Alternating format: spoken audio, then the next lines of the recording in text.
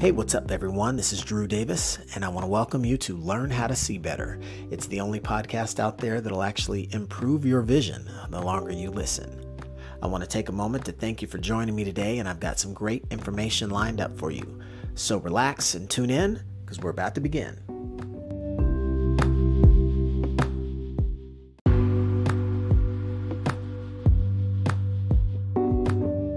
Hey, what's going on, everyone? It's Drew, and I'm coming at you guys live on a Tuesday afternoon. Tuesday's Drew's Day. It's about 4 o'clock, and this may be one of the last posts of its kind. Why is that? Because today is the last day that I'm 40 years old. Tomorrow's my birthday, and I'll be 41. So a brand new adventure begins. Not all that unique, but just a continuation of the ongoing journey that has been my life and my experience, and why I'm so excited to be able to share with all of you my journey is because I am a climber. I'm a climber, and a climber has, to be fair, a little bit more of an adventurous journey than, say, either a camper or a quitter. So let's break that down a little bit. The idea of campers, quitters, and climbers. I still remember when I came across this concept. This is one of my classics. It's probably even over a decade old.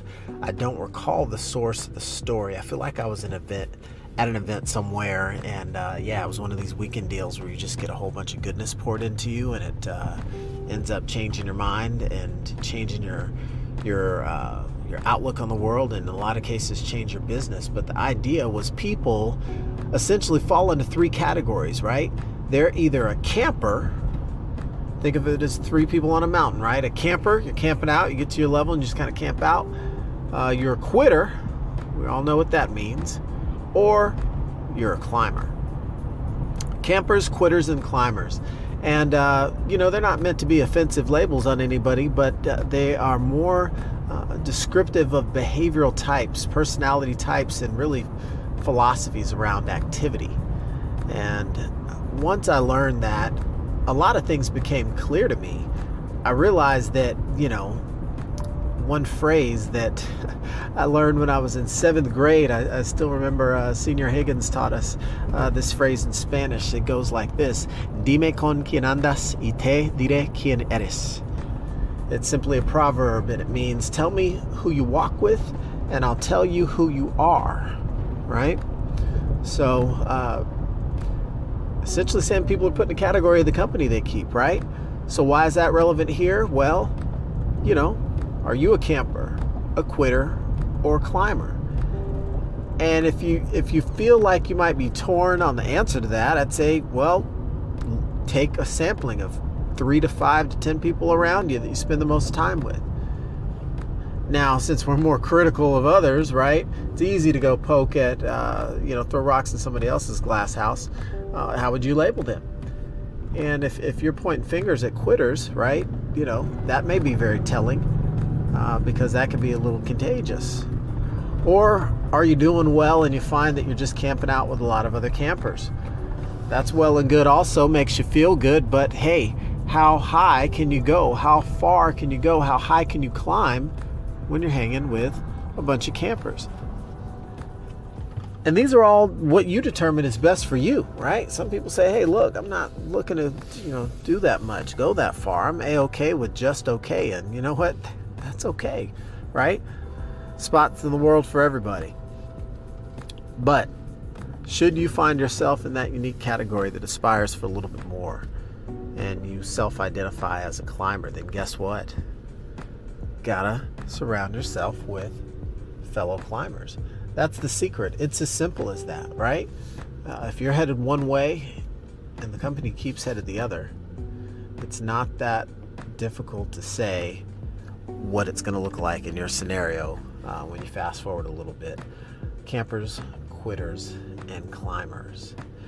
Yeah, I think it comes into every phase of life, and you find that people choose to be campers, quitters, and climbers in different areas. I'm not just talking about physical health, going outside and racing up a mountain or something. I'm saying, in life, what we strive for in the quality of our relationships, right? With our family, with our spouse, with our children.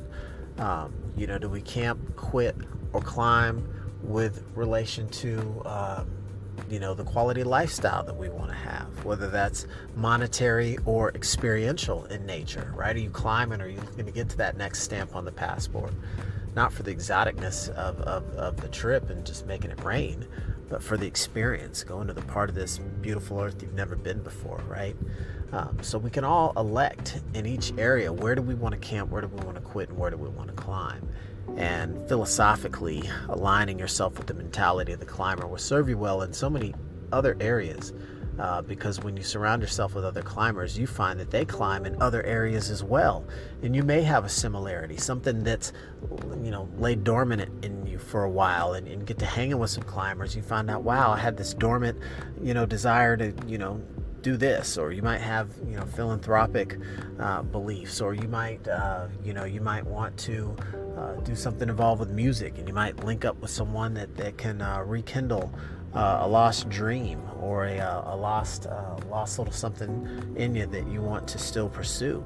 And so mentally, you want to take a moment to think about, what type of decision do you make when you start your day? Are you thinking like a camper, a quitter, or a climber? When you wrap up your day, okay, was I a camper, a quitter, or a climber today? And you're not using it to define yourself, but using it to essentially label your activity and put it in a category. It's a little bit less stringent than A, B, and C, or good, bad, and horrific, right? You can say, was I a quitter, a camper, or a climber? And know when you are choosing those. If they're in alignment with your bigger range of goals, then applaud yourself. And if they're not, then understand, okay, if this is one of those off days or a temporary thing, shake it off, and you'll be right back on the saddle again tomorrow. But if you find yourself having a series of days and scenarios where you're saying not quite in alignment, it might be time to use those simple categories with respect to your decision making, and say, hey, what adjustments do I need to make to get back on track, because drifting. Okay, so campers, quitters, and climbers was the theme I wanted to share with everyone today. And as I look forward in the next year of my journey, turning 41 tomorrow, I'm continuing to climb. I'm on a journey where I am climbing. I am constantly bumping my head against ceilings and having new challenges, external, internal, you name it. But the mentality of a champion, the mentality of a climber will continue to progress. So I wanted to take that moment as a great way for me to kind of wrap up what this year has been like to me, and I'll maybe give a little more formal summary of some of the lessons learned, best things I've learned in the last 12 months in my 40th year living. And that's it for now. So thanks to everybody tuning in. We are keeping on cranking out these episodes, sharing goodness and value, and would love to get some feedback on additional insight that you'd like to possibly gain as you learn how to see better. So until then, thanks, subscribe, and share with a friend. Have a great day.